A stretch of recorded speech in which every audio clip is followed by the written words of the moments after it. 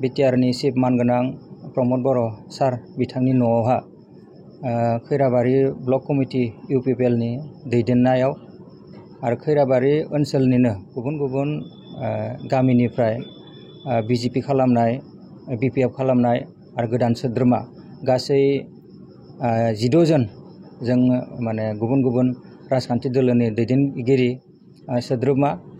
लोगोसे जोंनि खैराबारि दखरा दुलाराय बर' फरायसा आफादनि बारग' गेलेमु नेहाथारि मानगोनां बिथां मोनहांसा बर' बिथांमोन गासैखौबो दिनै चिफ सारनि नुजाथिनायाव जोङो बिथांमोनखौ जोंनि इउपिपिएल दोलोआव जोङो बरायनानै लाबाय आरो चिफ सारा बिथांमोनखौ बरायदों। दा बे समावहा जोङो बिथांमोन गासैनिसिमबो जोङो इउपिपिएल राजखान्थि दोलोनि जानानै रोजा रोजा साबायखर बावदों बरायदों आसा खालामदों जोंनि इउपिपिएल राजखान्थि दोलोखौ बिथांमोननि जगदाननि गेजेरजों जोङो जोंनि समस्थियाव जोङो जोंनि ब्लकआवहाय खैराबारि समस्थियाव बांसिन गोख्रोङै जोङो रायजो राजानि सेरावहा लाना थांनो हागोन जोङो बेखौ आसा खालामदों आरो प्रमद बर' बिथांनि दैदेननाय जितु आथिखालाव बिटिआर सरकार जे सोलिबाय थादों बेयावहा गाहायै जोंनि लाइमोन सेंग्रा सिख्ला बिथांमोना जितु हादोरनि न'खरनि देशनि भबिसत दा बिथांमोना बिथांनि राजखान्थिखौ मोजां मोननानै दिनै बे 4 बोसोरनि गेजेराव लोब लोब जोंनि लाइमोनफोरा इउपिपिएल दोलोआव जगदान खालामनानै हारिनि जाथिनि हादरनि खामानि मावनो थाखाय बिथांमोना आवगायबोदों। बेयो जोंनि थाखाय मोनसे मोजां सिम्बल होननानै जोङो बुंनो हायो। जोङो बर' जाथि हिसाबै मोनसे माहारिबाद आरो ओनसोलखौ जोङो गुबुन जाथि जनगोष्ठी माहारिनि रायजो राजा दोङो जाहाथे खौसेयैनो गोजोन खौसेथि बिटिआर सुक्तिनि दफाफोरखौ मावफुंनायनि जि मोनसे दायबद्धता दा बेखौ सुक्तिकारि जोंनि सागानगिरि दैदेनगिरि मानगोनां बिथां एबसुनिफ्राय प्रमद बर' सार लरेन्स इस्लारि एनडिबिनिफ्राय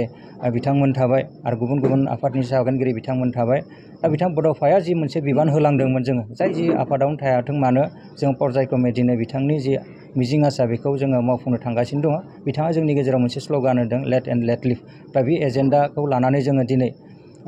खामानि मावगासिनो दङ प्रमद बर' सार बिथांनि दैदेननायावहा राजखान्थि भाबै जों आसा खालामदों जोंनि लाइमोनफोरनि जि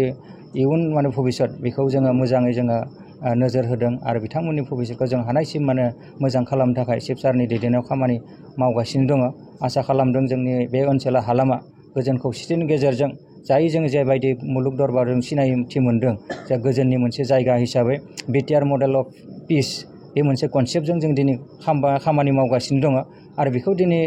आकर्षण जानानै मोजां मोननानै दिनै गुबुन गुबुन जाथि जनगोष्ठी स्पेसियेलि 26टा जाथि जनगोष्ठी जोंनि ओनसोलाव बिटिआर हालामाव दङ बिथांमोननि फरायसा आफादनि दैदेनगिरि समाजारि दैदेनगिरि मेलेमजिबि गासैबो सेक्सननि रायजो राजा बिथांमोना मोनसे दायबद्धताखौ बुजिनानै दिनै चिफ सार बिथांखौ राजखान्थि भाबै इउपिपिएल दोलोखौ मदद होनो थाखाय लोब लोब जगदान खालामदों। फैबाय थानाय समावबो जों खैराबारि हालामनिफ्राय बा खैराबारि समष्टिनिफ्राय जों सारखौ सासे जों दैदेनगिरि बा एमसिएलए जोङो दैथायहरनो हागोन बेखौ जोङो नुहुरदों आरो बेनि थाखाय जोङो सारा जोंनो बिबान होनाय बायदि जोंबो जेसेबां हायो रायजो राजानि सेराव थांनानै खामानि मावगासिनो दङ आरो बे आफादखौ दिनै जोंनिफ्राय बिबान होजानाय हिसाबै खैराबारि ब्लक कमिटिनि मानगोनां आफादगिरि रमेश चन्द्र बर' बिथाङा दैदेनगासिनो दङ आरो कअर्डिनेटर हिसाबै खैराबारि समष्टिनि बा खैराबारि ब्लकनि मानगोनां सार बिथां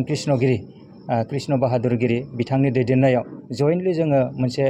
रायजो राजानि खाथियाव थांनानै इउपिपिएल दोलोखौ गोख्रों खालामनो थाखाय जोङो खामानि मावगासिनो दङ। रायजो राजानि अनसायनाय मोन्दों गुबुन राजखान्थि दोलोनि दैदेनगिरि बिबानगिरि बिथांमोना दिनै खम समनि गेजेराव लोब लोब इउपिपिएल दोलोआव जगदान जादों। फैबाय थानाय समावबो गोबांथार जगदान जानायनि मोनसे जोंनाव लिस्ट दङ। दा बेखायनो जों आसा खालामदों फैबाय थानाय समावहा राजनिथिया खम खिन्थु समाज दानाय हारि दानाय ओनसोल जौगानाय गोजोन सान्थिनि थाखाय प्रमद बर' सार बिथाङा जाबायदि बिबान लानानै खामानि मावबाय थादों जोङो साफ्रोमबो बर' फिसायानो जा जोङो बे ओनसोलाव थानाय गुबुन गुबुन हारि माहारिनि जोंनि रायजो राजा बिथांमोना दिनै खौसेयै आवगायबोनायखौ जों नुदों। आसा खालामदों जोंनो जि भबिसतखौ जोंनो दानांगोन आरो बे हिसाबै जोङो दिनै बिबान दङ। नायबाय दा खैराबारियाव बिजेपिनि एमसिएलए दङब्लाबो थांनाय बोसोरब्रैयाव बिथाङा रायजोनि जेबो खामानि मावफुंनो हायाखै। बेनि थाखायनो दिनै खैराबारि ओनसोलनि रायजो राजा गुबुन हारि माहारि बिथांमोननि रायजो राजा बिथांमोना मोनसे सिद्धान्त लादों जे प्रमद बर' दैदेननाय इउपिपिएल राजखान्थि दोलोजोंनो डाइरेक्ट जोङो जोंनि ओनसोलनिफ्राय प्रतिनिधि बा एमसिएलए दैथायहरनानै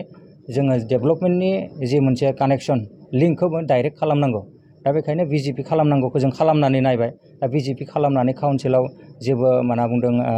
मोजां जानायखौ जों नुवाखै बेबायदि रायजो राजाया माने फिडबेकखौ होदों दा बे हिसाबै जोंहा दायो MCLA गैयाब्लाबो बिजेपिनि MCLAब्लाबो दायो जोंनि खैराबारि समस्थिया UPPLनि थाखाय माने देरहानायनि लामाया रोखा जानानै दङ दा बेनि थाखाय जोङो सान हर जोंनि UPPLनि कर्मिफोर लिडारफोर बिथांमोना खामानि मावगासिनो दङ आरो बिनिनो फिथाइ हिसाबै दिनै जोङो बिथांमोनखौ जोङो दिनै UPPL दोलोआव बरायनो थाखाय खाबु मोनदों आरो পোনপ্ৰথমে মই আপোনালোকৰ চেনেললৈ ধন্যবাদ জনাইছোঁ আজি আমাৰ BTR চিফ প্ৰমোদ বড়ো ছাৰৰ ঘৰত আমাৰ 31 নং পৰিষদীয় সমষ্টি খৈৰাবাৰীৰ পৰা সৰ্বমুঠ BPF BJP আৰু অন্যান্য দলৰ পৰা আৰু সমাজৰ বিশেষ মানে ছ'চিয়েল ৱৰ্কাৰ ব্যক্তি আজি ছাৰৰ ঘৰত প্ৰায় 18 জন ব্যক্তিয়ে আমাৰ UPPL দলক ভাল পাই যোগদান কৰিছে আমি আশা ৰাখিছোঁ আগন্তুক দিনত তেওঁলোকৰ জৰিয়তে আৰু কিছু ব্যক্তি আমাৰ মাজত আহিব আৰু খৈৰাবাৰী সমষ্টিটো আজিৰ তাৰিখত যথেষ্ট ভাল আমি আজি প্ৰায় 3 দিন আগত আমাৰ বোট সন্মিলন হৈছিল আৰু সেই বোট সন্মিলনত